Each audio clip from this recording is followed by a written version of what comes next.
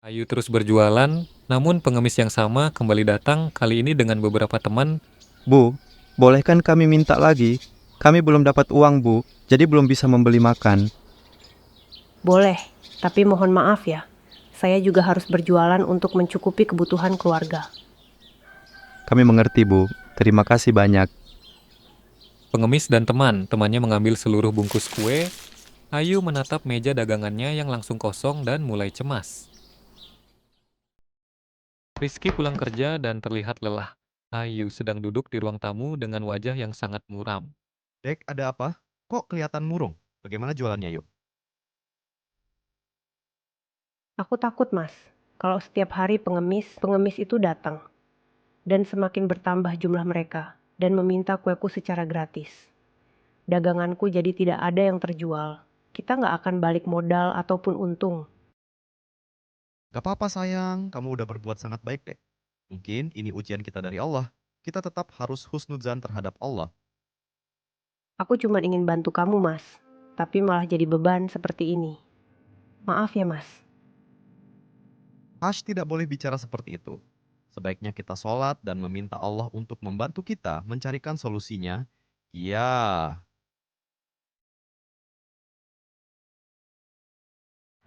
Ayu tetap berjualan meski tampak ragu. Pengemis yang sama akan datang kembali dan akan membawa lebih banyak orang lagi. Permisi, Bu. Boleh nggak kami meminta lagi? Kami benar-benar lapar, Bu. Iya Pak ini. Tapi sebelumnya saya mohon maaf ini untuk yang terakhir kalinya ya. Saya juga punya keluarga yang harus saya hidupi.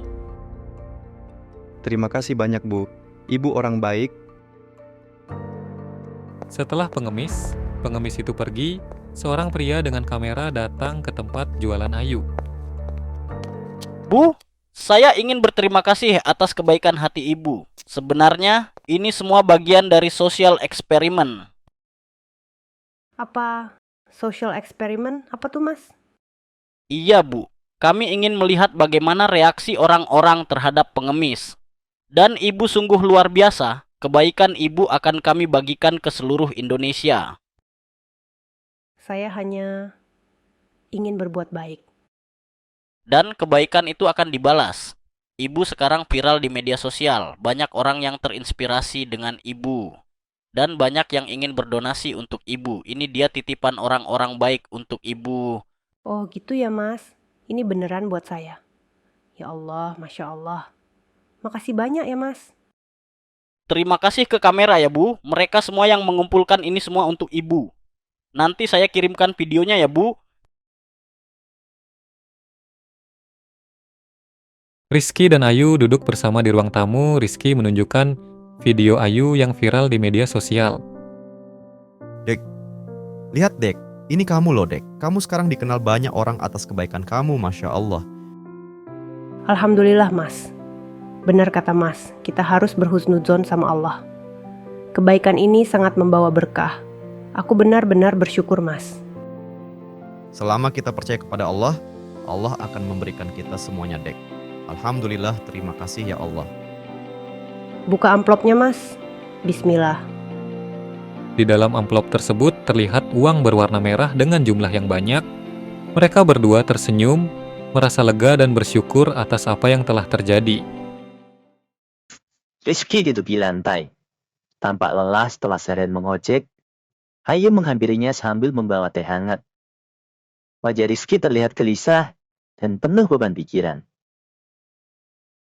Sayang, penghasilan bulan ini tidak cukup lagi untuk membayar kontrakan. Harga bahan-bahan pokok juga semakin naik. Aku nggak tahu lagi mesti gimana. Kita harus sabar, Mas. Cobaan ini berat, tapi kita nggak boleh menyerah. Allah pasti kasih jalan kalau kita tetap jujur dan berusaha. Aku udah usaha keras, sayang. Tapi kadang, godaan buat cari jalan pintas itu besar. Apalagi kalau lihat orang lain yang bisa hidup enak meski tidak jujur. Mas merasa tergoda untuk melakukan itu semua, Dek, agar hidup kita tercukupi. Astagfirullah, Mas. Kamu harus banyak istighfar. Tidak boleh berpikir seperti itu. Kejujuran itu ujian terbesar, Mas. Tapi yakin deh, ujungnya pasti berkah. Masih ingat kisah Nabi Yusuf? Dia tetap memilih jujur meskipun harus dipenjara. Makasih ya, Dek. Kamu memang istri solehah. Terima kasih selalu mengingatkan Mas untuk jujur dan percaya kepada Allah. Rizky terdiam dan termenung memikirkan ucapan istrinya. Rizky sedang menunggu orderan di pinggir jalan dengan motornya. Tiba-tiba, seorang pria berpakaian mewah menghampirinya. Mas, saya buru-buru ke bandara. Ada urusan penting. Bisa tolong hantar saya, Mas? Baik, Pak. Kebetulan saya ojek online. Bapak bisa buka aplikasinya ya agar tarif sesuai aplikasinya. Gak usah lihat aplikasi. Saya udah kasih kamu uang tunai 2 kali lipat. Asal kamu tutup mata dan gak laporin ke aplikasi. Deal? Ini kesempatan buat dapat lebih dan cepat. Supaya bisa membayar kontrakan dengan tepat waktu. Tapi ini nggak bener.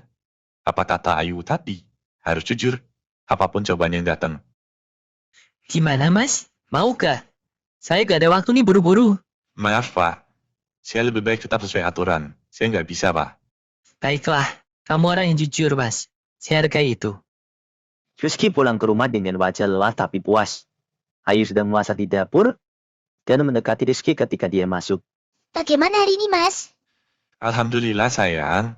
Ada orderan. Tadi ada godaan besar. Ada penumpang yang nawarin uang lebih kalau aku gak pakai aplikasi.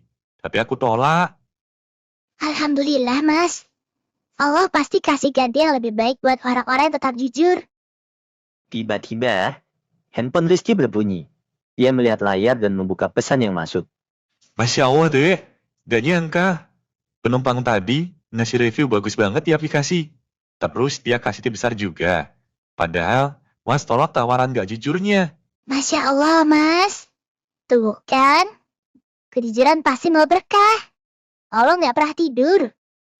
Iya, Dek. Alhamdulillah.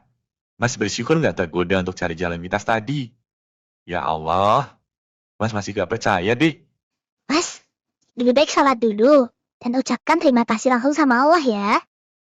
Rizky sedang mengantarkan sebuah pesanan. Saat di tengah perjalanan, tiba-tiba motornya mogok. Rizky berusaha menyalakan kembali motor. Tapi, mesin tetap tidak mau menyala. Ya Allah. Kenapa lagi ini? Cobaan datang lagi. Rizky menepi dan mencoba mendorong motornya ke bengkel terdekat. Saat sedang mendorong, seorang pria yang memakai helm menghampirinya. Mas, kenapa motornya? Mogok, Pak. Mungkin mesinnya dia rusak, harus ke bengkel. Pria itu melepas helmnya dan Rizky kaget. Ternyata pria itu adalah penumpang yang kemarin dia hantar. Loh, kamu yang kemarin pagi ngantar saya kan? Kebetulan sekali ya, Mas. Sepertinya Allah sengaja mempertemukan kita kembali. Agar saya bantu kamu sekarang. Ayo, saya antar motornya ke bengkel. Dan semua biayanya saya yang nanggung. Hah? Gak usah, Pak. Saya gak enak. Jangan ditolak. Ini balasan buat kejujuranmu. Allah kasih rezeki lewat tangan saya, Mas. Tidak baik loh, Mas, tolak rezeki. Baik kalau begitu. Maaf ya, Pak, merepotkan. Tidak sama sekali. Rizky bersama pria itu menunggu sampai motor selesai diperbaiki. Masya Allah. Terima kasih banyak ya Allah. Entah perbuatan baik apa yang sudah saya amalkan sampai bisa dapat pertolongan seperti ini. Saya tidak tahu harus bilang apa lagi selain Alhamdulillah dan terima kasih banyak. Jujur itu mahal, Mas. Saya banyak ketemu orang yang bohong demi keuntungan pribadi. Tapi kamu berbeda. Itu yang membuat saya tergerak untuk bantu. Dan mungkin kejujuran Anda, Mas, yang membuat semua hal ini terjadi. Motor selesai diperbaiki, dan Rizky mengucapkan syukur dalam hati. Ia pulang ke rumah dengan hati yang tenang.